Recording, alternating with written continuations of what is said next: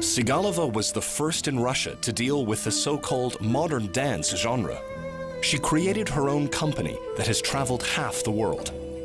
Today, she stages unique performances, and every new show becomes that season's hit.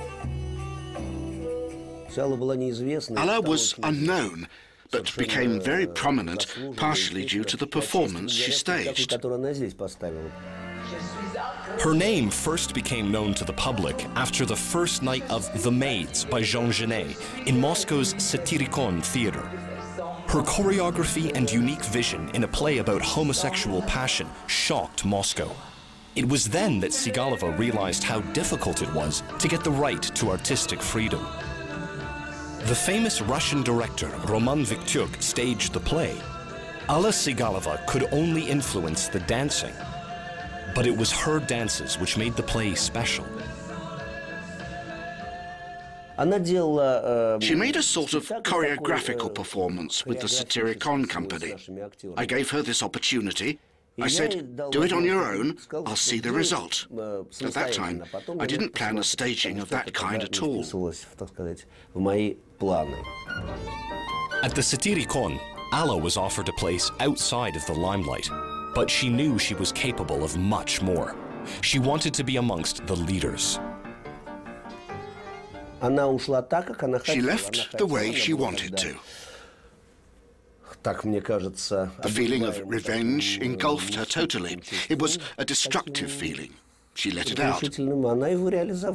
Sigalova set up her own theatre called the Independent Company when all the other theatres in the country were owned by the state. Her first performance, Hide and Seek with Solitude, received a hearty welcome. One spends all his life trying to get rid of solitude.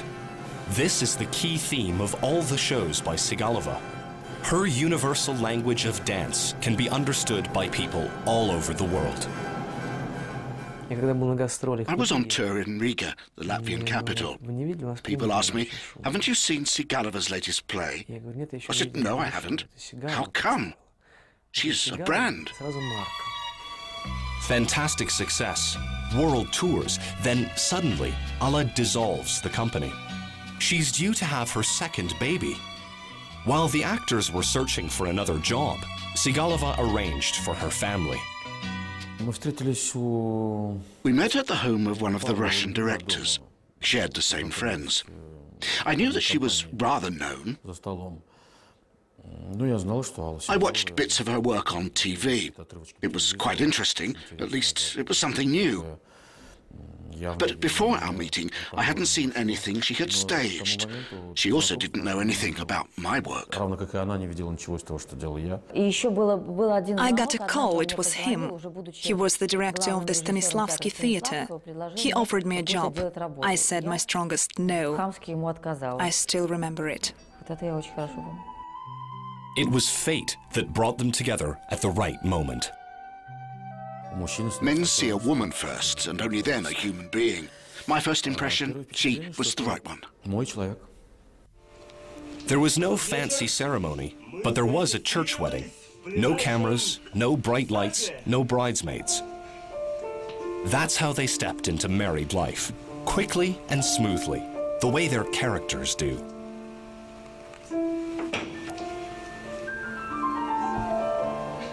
We were flying back from Venice. I noticed, just out of the corner of my eye, that their feelings towards each other were so fresh, as if they had married yesterday. They're a perfect couple, sharing their emotions and impressions. Alla gave her husband a son. Then she turned back to theater, as an actress this time. She performed in one of Roman Kozak's productions called Jan. Sigalova made a successful appearance in 2 roles at once, as a 15-year-old girl and an old hag. Performing with Sigalova is so intense that one of her partners claims he loses 2 kilograms during every show. What kind of man are you if you can't stand what this woman can? It may sound glamorous, but this is what makes you grow up. Only after you pass this test are you allowed to think highly of yourself. I think a man and an actor should first reach her level, and only then is he allowed to have his word. What should I do now? Sigalova asks a lot of herself and out of her actors. Rumor has it that if she's not satisfied, she can quickly become angry. She's an awesome woman. She's very, very demanding. I know how violently she responds to mistakes. She'd make me play my role again and again until I'm almost fainted. Her profession requires that she's always on the move, going from city to city. Her performances are well mapped out in advance. So it's a rare occasion when all the members of Alla's family can sit at home together. Alla's son prefers going to the movies rather than opera or ballet. A new blockbuster will star some of their closest friends, and a premiere will be a good chance for the family to get together. Mother's show is about ballet, while Father's gives me huge laughs. Her performance is too sad. It's ballet and I don't care for it. Only Mikhail gets a whole suite. The rest, smaller portions. Alla likes to pass remarks, or I'd say she registers ups and downs in your weight. She applies it to those around her, not just to herself. Instead of "how do you do," you can hear "you seem to have put on or lost a few kilos."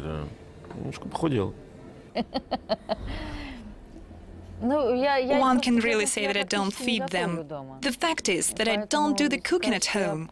But in general, I can cook, of course. Sigalova's cooking is limited to making tea.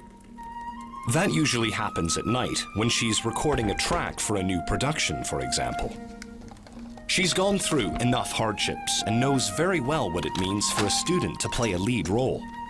In her Carmen suite, all the student actresses play Carmen. It's a bit different in each case. All the male students will be the remaining links in the love triangle. It's a mystery when Alla sleeps and how she manages everything, but at 8:30 a.m., Professor Sigalova is always up and about. She's a self-made woman, a strong and sufficient person. But she doesn't consider herself a feminist. Sigalova is still a sensible and emotional woman.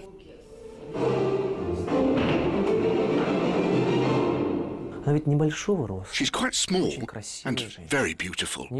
All our company were in love with her. I'm no exception.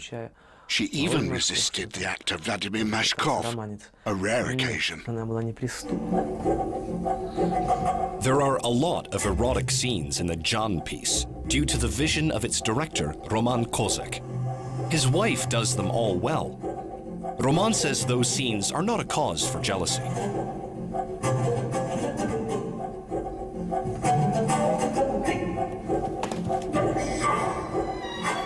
Sigalova exposes her feelings on the stage, so she compensates by keeping a closed private life. And she has grounds for this. A happy family is a vague notion in the theatrical world.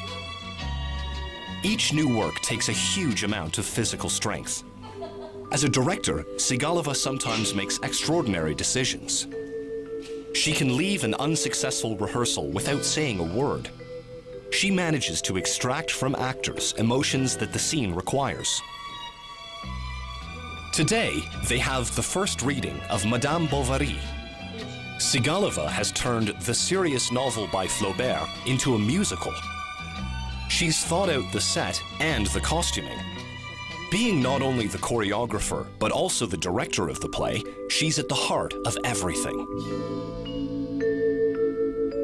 Alla has got to such a deep heart that while talking she started to question me, what to do. And I tell her, wait, it happens neither to you nor to me. What do you mean, what to do? But it's a problem, she says, and I understand she's entirely in this problem. Today, the young actors are trying out their future characters for the first time.